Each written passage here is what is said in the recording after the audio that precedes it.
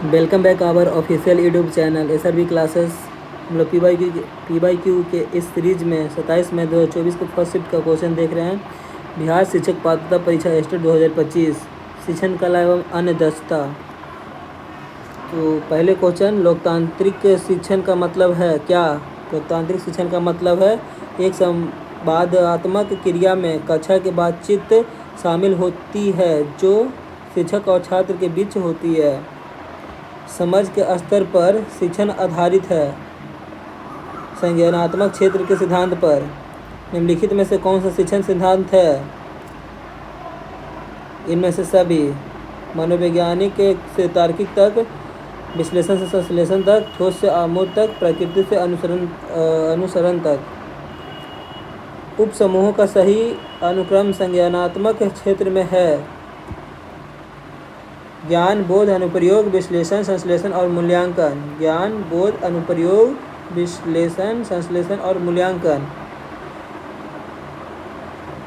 किसी विशेष घटना में भाग लेने की इच्छा है क्या? उपस्थित होना और प्राप्त करना। वे छात्र जो कक्षा में बार बार प्रश्न पूछते हैं। कक्षा में वाद विवाद में भाग लेने के लिए प्रोत्साहित किया जाना चाहिए। अंचल अपनी 5वीं कक्षा के EVS कक्षा में अक्सर खोजी और कल्पनाशील प्रश्न पूछती है। ऐसे करके वह सुधार करना चाहती है।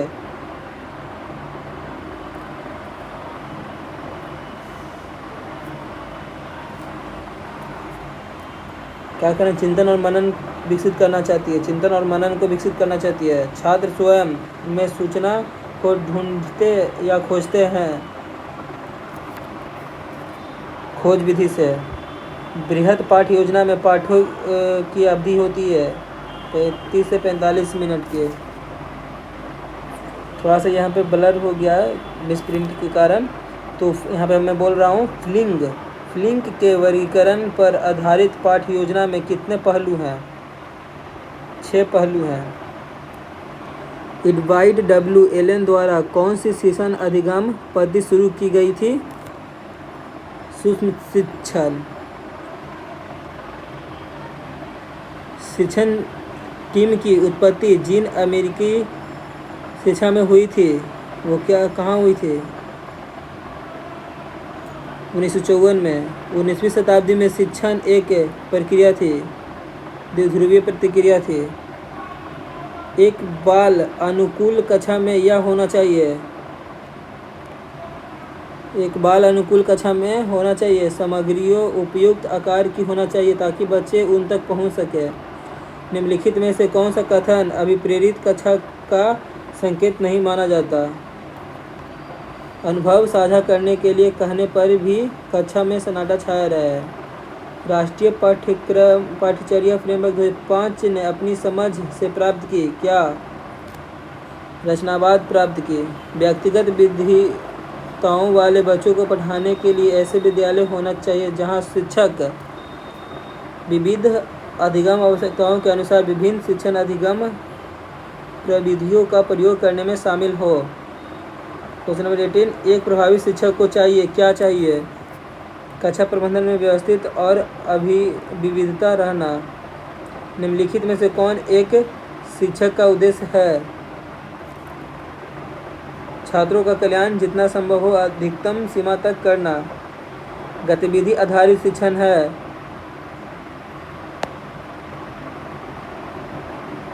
छात्र केंद्रित।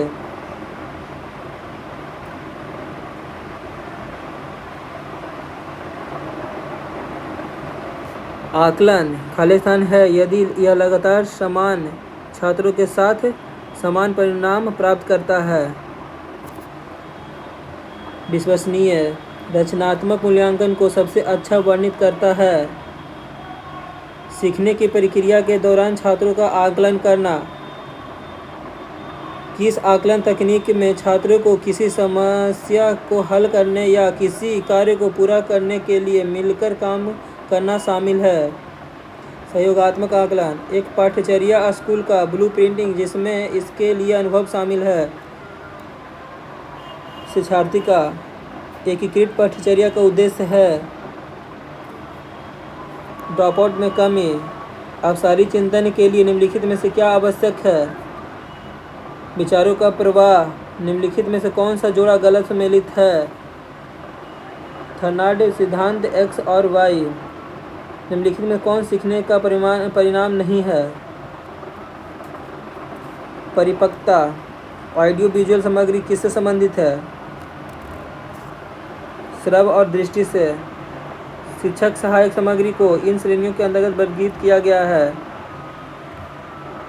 श्रव दृश्य और दृश्य श्रव।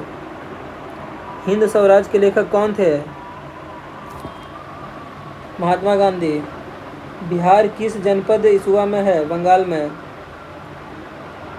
क्रांति से पहले फ्रांस में वित्तीय संकट का मुख्य कारण क्या था? अत्यधिक सैन्य खर्चा। भारत के किन भागों में चौकीदारी विरोधी अभियान लोकप्रिय था? बिहार और बंगाल में। भारत में परमाणु ऊर्जा विभाग का शासी निकाय कौन है? भारत का परमाणु ऊर्जा का उपयोग। मुर्गी और बतख में हमें क्या मिलता है? अंडा। सबसे ज़्यादा खेले जाने वाले बोर्ड गेम से 13वीं शताब्दी में संत ज्ञानदेव द्वारा बनाया गया था। सांप सीढ़ी अंडे का समृद्ध है। ये सभी से। खाद में बड़ी मात्रा में होता है कार्बनिक पदार्थ। उस स्थान का नाम बताइए जहाँ सुनीता विलियम कार्यरत है। नासा में। ये सब मैथ का क्वेश्चन आप लोग बनाइएगा और बने रहे हमारे official YouTube channel SRB classes पे। अभी तक आप लोग बने, चैनल अच्छा लग रहा है और सीरीज अच्छा लग रहा है आप लोगों को PYQ का, तो लाइक शेयर एंड सब्सक्राइब जरूर कीजिए। और जो भी सुधार या कुछ और अच्छे बेहतर करने के लिए आप लोग जो भी सुझाव देना चाहते हैं कमेंट के माध्यम से दे सकते हैं। अपने दोस्तों के बीच में ज़रूर शेयर करें। थैंक यू, धन्यवाद।